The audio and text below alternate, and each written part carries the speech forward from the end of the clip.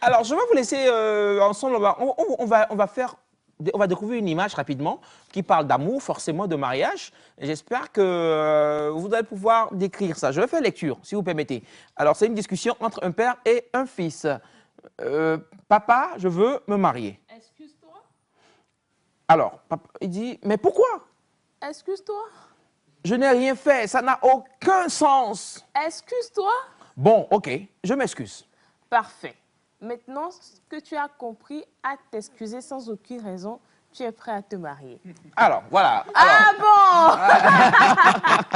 Parfait, maintenant que tu as appris à t'excuser sans aucune raison, tu es prêt à te marier. Alors, monsieur le spécialiste de l'amour, si on peut l'appeler comme ça, trouvez-vous que cette discussion, elle est valable et logique? Bonjour et bienvenue. Ici, nous analysons et nous partageons des connaissances et des réalités de vie les plus marquantes pour en tirer des clés de compréhension, d'inspiration et d'action. L'extrait que vous allez suivre est présenté dans un cadre éducatif, informatif et réflexif. Tout cela dans un environnement souple. Installez-vous bien. Et n'oubliez pas, ce n'est pas ce qu'on entend qui change une vie, mais c'est ce qu'on en fait. Merci, à tout à l'heure. Oui, cette discussion, elle est valable et elle est logique. En fait, vous voyez dans le foyer, c'est deux individus carrément différents qui se mettent ensemble. Hein. La psychologie féminine est différente de la psychologie masculine. On ne voit pas le monde de la même manière, on ne ressent pas les choses de la même manière. Ce qui fait que quand vous prenez le rationnel, pour comprendre une femme, vous allez rentrer dans le panneau. Vous n'allez rien comprendre. La femme ne fonctionne pas sur le rationnel, mais sur l'émotionnel. Vous pouvez voir une femme aller au niveau de sa garde-robe et puis te dire, je ne sais pas ce que je vais porter. Ou bien, je n'ai rien à porter. Mais quand tu regardes rationnellement, tu vois tellement d'habits à l'intérieur. Tu te poses des questions. En réalité, elle s'habille en fonction de l'humeur et de l'émotion du jour. Et tant qu'il n'y a pas d'habit qui correspond à cela, elle va dire, Il n'y en a pas. il n'y a rien. Et vous allez voir, quand on prend l'image que vous avez montrée tout à l'heure, quand toi, tu es le mari, tu viens avec ton rationnel, tu vois tellement d'habits, tu dis, mais attends, qu'est-ce que tu délires? Mais elle peut s'énerver. Mais comment tu peux dire que je délire? Tu vois que je n'ai rien apporté. Tu dois t'excuser maintenant. Ah ouais. Mais attendez, messieurs, soyez gentils. Et Nous, les femmes, nous sommes aussi rationnelles. Mais on ne dit pas, sinon vous n'allez pas fréquenter. On ne dit pas que vous n'êtes pas rationnel. merci, j'ai beaucoup. pas la place là. Merci beaucoup pour le rattrapage. Non, mais c'est donc voilà une petite image d'illustration hein, pour, Non, c'est bien. pour nous mettre dans le bain du C'est sujet. bien, monsieur Attaï. Non. Donc, ça veut dire que vous, les hommes, s'excusent pour rien. Non. Non, pas pour rien. Dans votre monde, ça a un sens. Vous voyez l'exemple que j'ai donné. Exactement. Ça a un sens, puisque la personne, réellement, selon son émotion, n'a pas ce qu'elle doit porter. Si vous comprenez ça comme ça, vous n'allez pas l'accuser ou trouver ça irrationnel. Vous allez dire, ah oui, c'est vrai, il n'y a rien qui correspondrait à ce que tu voudrais. Mais quand toi, tu es dans ton rationnel cartésien masculin, tu vas dire, mais comment tu dis qu'il n'y a rien? Donc, c'est que tu ne la comprends pas. Et donc, ça va t'énerver. Et maintenant, ce que tu vas dire va l'énerver. Elle va trouver que tu dois t'excuser parce que tu n'as pas compris qu'elle n'a rien à te porter. C'est là que pour toi, masculin, tu as l'impression que tu t'excuses pour rien. Mais en réalité, dans son monde, tu ne t'excuses pas pour rien. Tu dois t'excuser. Voilà, il faut forcément t'excuser. Quand tu refuses de le faire, bonjour les dégâts, n'est-ce pas? Voilà. Alors, hier, on a commencé un sujet ici. On parlait donc de mariage et la grosse question qui était sortie, je pense, si je me rappelle bien, c'est à quel âge faut-il se marier? Et vous aviez essayé de donner des réponses qui nous ont convaincus ou pas. C'est même pas, je vous laisse. Bien, on en a parlé hier et on nous a dit que dès que tu sais que tu es en train de grandir, il faut penser au mariage. Et on a parlé, on était en train de rentrer dans l'environnement, de l'impact de l'environnement, surtout sur ceux qui sont, pour eux, en âge de se marier. L'impact de l'environnement, on n'a pas pu finir cette partie-là, donc on va continuer. Et on va redescendre après sur les préparatifs du mariage. Ah, ok. Il y a des belles choses pour nous aujourd'hui. Oui, donc Monsieur Arnaud, parlons de l'environnement dans lequel toute personne vit. Parce que quand on parle de mariage, on parle tant d'un homme que d'une femme. Et déjà, un jeune homme, à partir de 27 ans, comme ça, il y a les mamans qui commencent à crier « Divinam, Divinam, Desron ». Oui, c'était les mamans qui commencent à crier. Et pour les filles, quand tu avoisines déjà les 24-25 ans et que tu as déjà ton bac, que tu es déjà à l'université, et à un niveau donné de la vie, ou bien même ceux qui ont déjà commencé par travailler, on dit maintenant il faut te poser. Mais des fois, mais là, c'est les papas qui interviennent.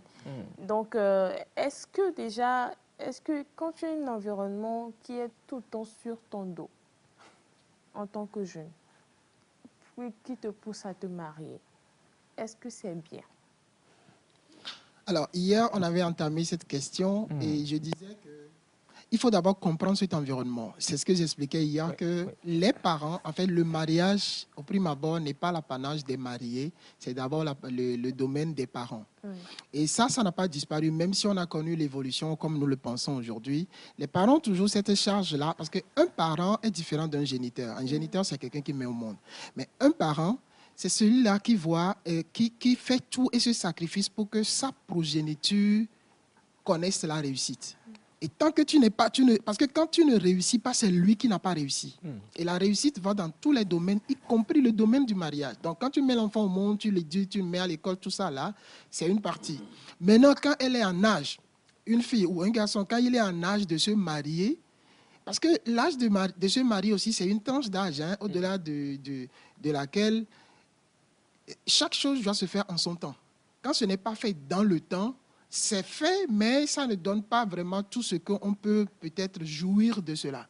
Donc, il y a un certain âge, quand tu l'attends, c'est normal que les parents se posent des questions. Est-ce que ma fille ou mon garçon va se marier? Parce qu'il est dans la saison du mariage. Parce que quand cette saison passe, ça devient plus compliqué. Donc, c'est pour cela que, et quand tu ne te maries pas, la maman, c'est comme un échec. Le papa aussi, c'est un échec. Donc, pour eux, c'est la suite de leur éducation, simplement, ils sont en train de faire. Tu comme ils te disent, va étudier tes cours, c'est la suite de cette éducation de te dire, va te marier. C'est comme si tu ne sais pas que tu es arrivé au moment où il faut te marier. Donc, il faut d'abord les comprendre comme ça.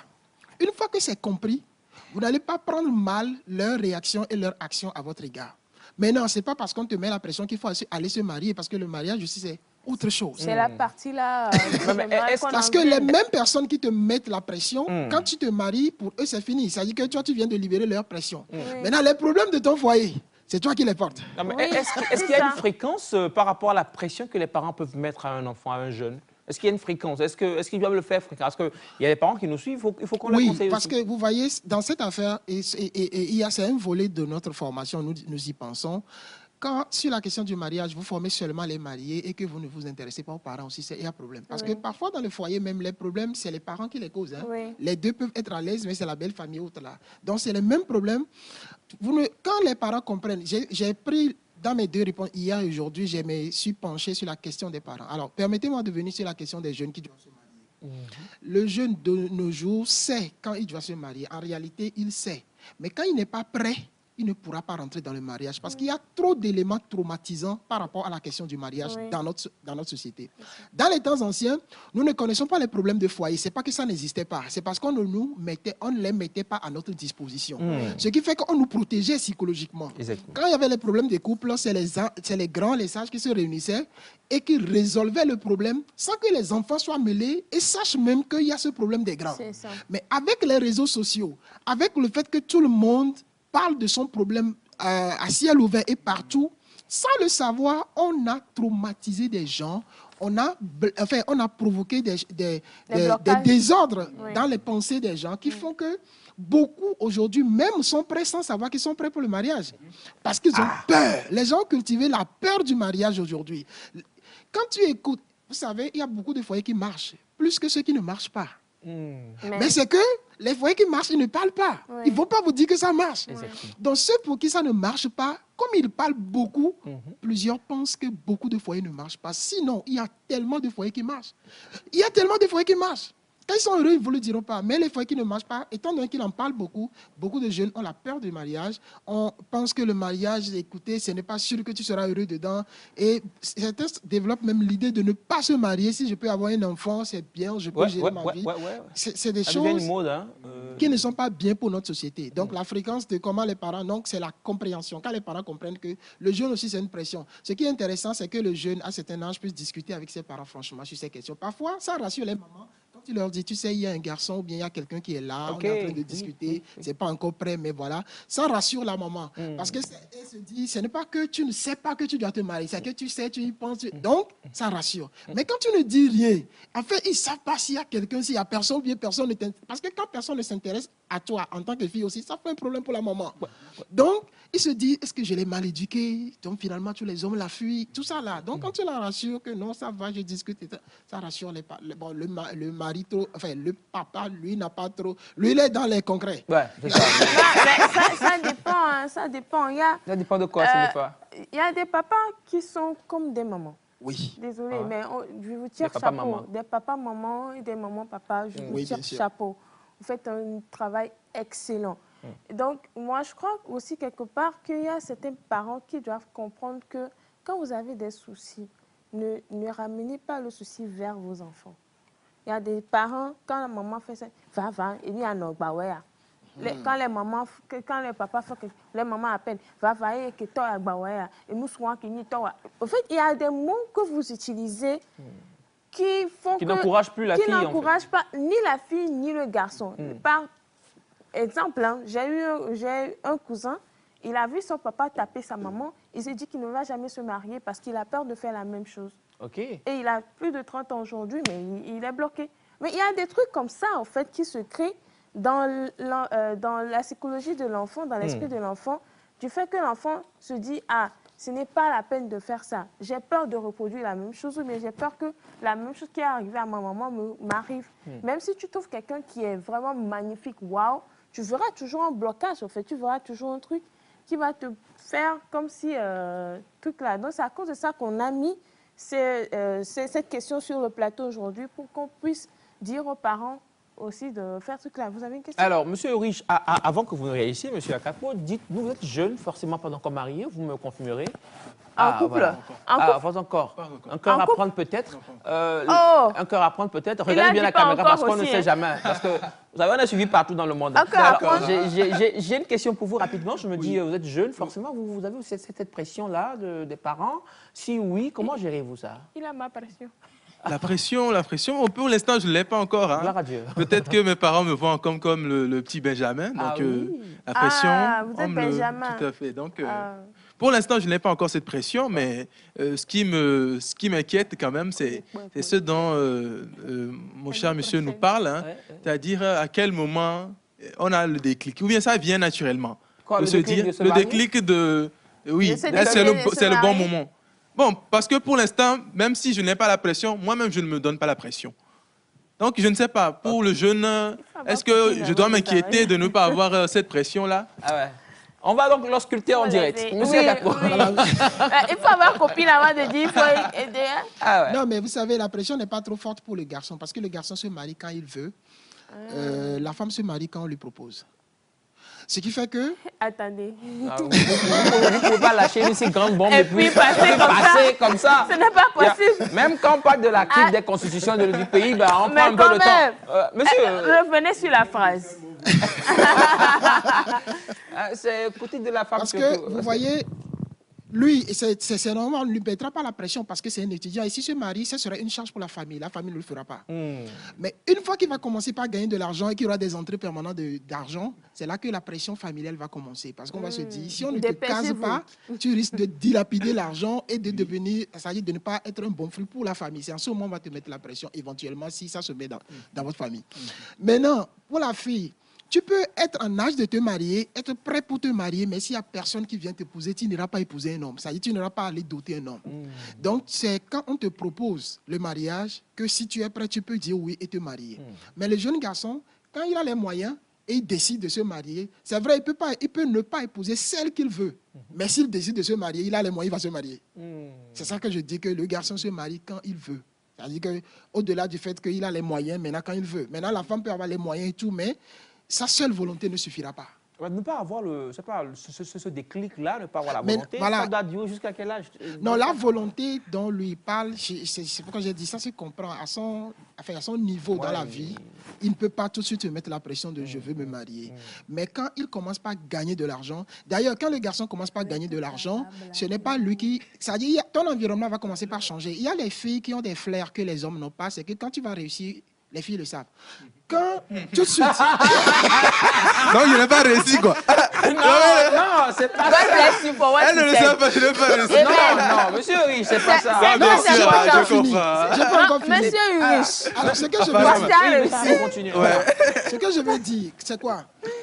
À un moment donné, jeune garçon, dans ton environnement, quand tu commences pas à avoir beaucoup de filles tourner autour de toi, c'est que tu vas réussir. C'est-à-dire que...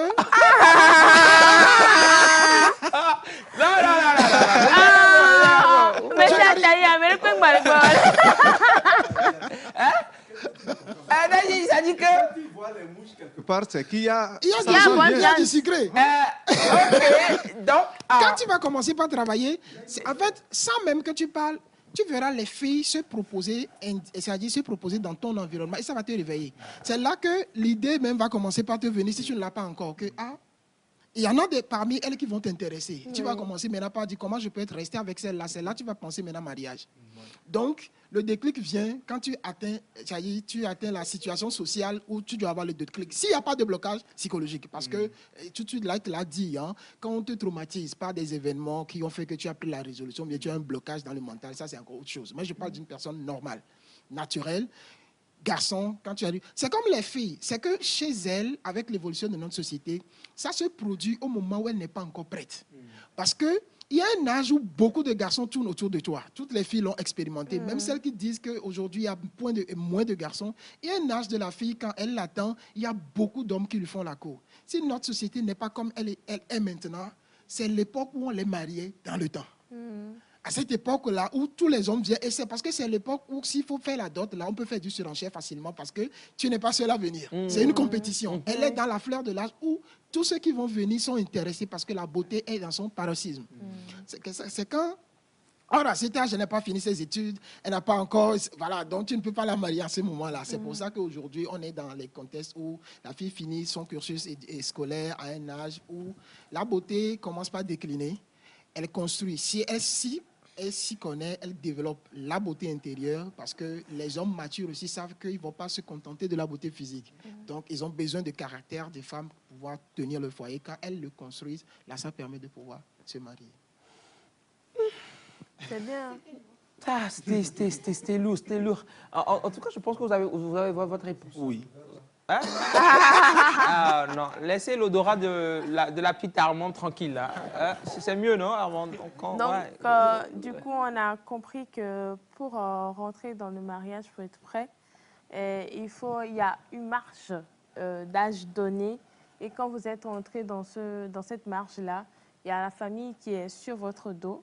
Et il faut savoir aussi temporiser. Parlons de vous-même, votre côté, pour pouvoir aussi prendre le stress qu'on vous donne. Et aussi, pour alléger ce stress-là, il faut aller à la discussion avec vos parents pour qu'ils comprennent le fait que vous êtes conscient que vous êtes entré dans l'âge de vous marier, mais jusqu'il y a ce manquant, c'est ce que vous êtes en train de regarder. C'est à cause de ça que vous n'êtes pas encore en train de vous presser, de vous donner aussi peut-être un temps pour voir et puis leur présenter ce qu'ils veulent, bien ce qu'ils attendent. Maintenant, oui, monsieur. Oui, exactement. Et la précision, c'est que dans cette discussion avec les parents, il faut avoir la tête sur les épaules. Parce que les parents peuvent facilement te mettre la pression dans la discussion. C'est-à-dire, tu dis que, voilà, tu présentes ce que toi, tu vois comme défi, difficulté, tout ça, les vont te dire, non, vas-y, c'est pas grave, il n'y a aucun homme parfait, vas-y, rentre dedans. Donc, il faut faire la discussion pour les rassurer, mais en ayant la tête sur les épaules. C'est-à-dire qu'à la fin, il faut savoir que la question du mariage, il ne faut jamais dire que quelqu'un t'a poussé à te marier. Personne ne pousse personne à se marier. Il faut être responsable de son choix en termes de mariage. Quand tu risques de dire à la fin que c'est quelqu'un qui t'a poussé dedans, n'y va pas.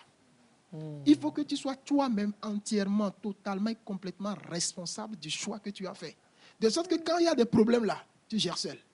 Personne ne t'aidera dans la résolution des problèmes de ton foyer. Donc, il faut que on dit tel, on fait son lit, on se couche. Il faut faire toi-même le lit tel que tu voudrais que cela soit pour te coucher. Donc, ne permettez pas que ce soit sur la base de la pression que vous vous mariez, sinon vous allez le regretter. Parce que quel que soit le choix que vous ferez, vous difficultés. Et si ce n'est pas un choix volontaire, pendant les difficultés, vous allez accuser. Vos réflexes seront tout le temps en train de penser à celui que vous avez mis dedans. Mais si c'est vous-même qui êtes allé là, quand les difficultés vont arriver, vous allez vous rendre compte que vous avez choisi d'y aller.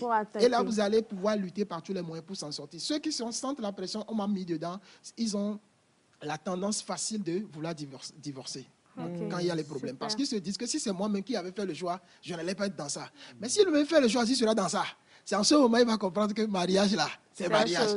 Nous avons aussi des jeunes en fait, qui refusent de se marier, enfin qui font traîner la chose. Hein. Ils sont en âge, peut-être qu'ils ont aussi les moyens, mais c'est là où on comprend facilement les parents aussi. Il y a deux causes, enfin deux éventuellement que je peux dire tout de suite. La première, ça peut dépendre des tempéraments. Les sanguins sont versatiles. J'ai parlé des tempéraments la dernière fois ici. Les sanguins sont versatiles. Ce pas des gens qui sont tenaces. Il peut décider, il peut te dire oui. En relation avec un sanguin, hein, il peut te dire oui pour le mariage et puis même la veille venir te dire non. Ah. Parce que ça peut lui arriver tout de suite de changer de parti, de se dire c'est comme si je suis en train de me tromper. Oh, ça peut être la bonne personne. Oh, ça peut être la bonne personne. Oui, bien Donc, sûr. si tu es en relation avec sanguin, tu vas toujours sentir ça. Moi, je me rappelle, à la veille, c'est mon parrain qui m'a aidé. Parce qu'à la veille de mon mariage, même, je doutais que j'ai fait le bon choix. C'est bon ça. Ah oui. C'est pour ça aussi qu'il faut avoir des gens, des personnes matures, ouais. n'est-ce pas, qui vont pouvoir vous aider. Parce qu'il y a certaines Qu'est-ce qu'il vous a dit, votre parrain? Non, mais. Non, mon parrain, parce que moi, j'avais peur. À un moment donné, je me suis dit que j'ai peur. Je lui ai dit que j'ai peur de me marier. Et on était dans les préparatifs. Hein. Il m'a rassuré que non, que cette peur est normale. Ah. Donc, quand il m'a rassuré que c'est un aîné, il m'a dit, j'ai compris que, voilà, et je suis allé, je n'ai pas regretté. Parce que la peur, là, ce n'est pas la peur, parce que dans la formation, parce que j'ai été formé par la même personne, c'est ma gloire. Ah. Donc, dans la formation, il nous avait dit, quand au cours du cheminement, vous vous rendez compte qu'il y a des choses que l'autre présente, qui vous indisposent et qui font que vous n'êtes pas prêt d'aller encore de l'avant, asseyez-vous et discutez. Si c'est des critères objectifs, l'autre doit travailler sur lui pour son amélioration. Mais il se peut que tu as peur des choses subjectives, c'est-à-dire que c'est imaginaire. Donc, quand c'est imaginaire, il faut que tu fasses le travail sur toi-même pour pouvoir lever le blocage. Donc, j'ai analysé en fait tous les éléments que j'avais sur ma femme, ma future femme à l'époque, tout était OK. Maintenant, je ne comprenais pas d'où venait cette peur. En fait, c'était plutôt des expériences de ce que les gens disent du mariage qui te font peur. Est-ce que je suis sûr que je suis dans le... Voilà, est-ce que je ne vais pas regretter? Donc, c'est ça qui était cette peur-là. Donc, il m'a coaché pour que je puisse rentrer dans le mariage. Aujourd'hui, je ne regrette pas. Donc, j'ai parlé des deux éléments. Donc, ça peut être lié au tempérament, mais ça peut être également lié au fait que il y a des gens qui se disent, je n'ai pas encore fini de jouir de ma jeunesse. C'est-à-dire qu'ils voient le mariage comme une corde au cou. Donc, ils se disent... Et c'est ce cas qui est le plus récurrent. Voilà. Donc, il veut... Mais en même temps, il se dit, je vais me lier. Il dit, je ne serai pas libre, car la peur de perdre sa liberté. Donc, ça fait aussi que des gens peuvent aller, revenir et en train de traîner la chose. Mais moi, nous sommes de l'école qui sont en train de dire aux gens que le mariage est une bonne chose, sinon c'est une très bonne chose. Les jeunes doivent comprendre. On peut être marié libre, non? Pardon? On peut être marié libre, non? Ça veut dire quoi, marié? Il y a une liberté dans le mariage. Oui, oui. Avec alors, vous avez la partenaire. liberté dans le mariage qui n'est pas identique à la liberté du célibataire. Oui. Chacun a ses contraintes. Parce que dans le mariage, quand je dois venir ici à la télé, je dois informer ma femme. On a pris la décision ensemble parce que Laïta a dit que voilà. Et ça a permis de pouvoir... Elle m'a aidé, c'est pourquoi je suis venu tôt. Merci, madame. Vous êtes magnifique. Alors que célibataire, je peux rentrer dans la chambre. Moi, célibataire, je rentre dans ma chambre, je peux laisser mes habits là où je veux. Mais marié, tu ne peux plus le faire. Ah, Neva. Parce que tu peux manger où tu veux. Mais marié, tu ne peux pas. Parce que... En droit, voilà, on le dit, Jean-Jacques Rousseau, ta liberté s'arrête là où commence celle de tu ne peux pas. Dans le mariage, tu je n'ai pas peur. Ça va aller. Mais tout ça là, c'est ça qui te fait comprendre que tu es mature, tu es responsable. Parce que, et c'est ça que tu vas transmettre à tes enfants. Parce que si toi tu rentres, si tu sors et tu peux rentrer quand tu veux là, comment tu peux contrôler ton enfant quand lui peut sortir, rentrer quand il veut? C'est parce que tu as appris à mettre des limites, à être posé, que maintenant, quand tu as des enfants, tu sauras les mettre également, les limites pour les orienter dans la vie. Parce que on ne peut rien réussir dans le désordre. Il faut forcément de l'ordre. Monsieur Akakpo Dodi. Moi, j'aime bien ce petit prénom. Merci. Ça me plaît bien. Merci beaucoup pour toutes ces informations que vous nous avez données ce matin. Et d'ailleurs, comme tous les autres matins, vous venez, vous nous en donnez. Et Monsieur Riche aussi a appris beaucoup. Beaucoup. On l'a coaché. Et là, il est prêt. Hein? Très prêt même. En tout cas, merci aussi à toi, Monsieur Riche, d'être passé pour nous édifier par rapport à cette rubrique-là. Merci à toute l'équipe, c'est mes frères, merci beaucoup. Armand, désolé pour la rubrique. Hein. Demain, on se rattrape. Rassure-toi. Alors, c'est non, c'est Wanda, plutôt Wanda. Et toute l'équipe qui nous a accompagnés ce matin. Merci, Monsieur Kolani. Et pour, voilà, du début, tout ça, c'est ça qui rend la chose belle. Merci à vous tous. On reste toujours sur la télévision togolaise, surtout on évite de zapper. Mais bien avant, on va prendre le numéro de Monsieur Rapo. C'est quoi le numéro? 70 39 77 72. Et je précise que notre école de formation va ouvrir ses portes en mars prochain. Voilà, 70 39 77 72. Voilà, envoyez-lui les questions que vous m'envoyez ici, qu'on n'a pas pu lire. Envoyez-les, lui, et puis il va vous aider, tout ça, facilement. Rendez-vous demain matin à partir de 6h30 pour la fin de la semaine. Merci beaucoup. Bye bye. À demain. Merci d'avoir suivi ce contenu avec nous. Si vous avez été interpellé, n'hésitez pas à partager vos réflexions avec nous en commentaire. Abonnez-vous pour ne rien rater à des prochaines analyses et discussions. Gardez à l'esprit, chaque parole peut devenir une source de transformation si elle est bien comprise et bien appliquée. À très bientôt.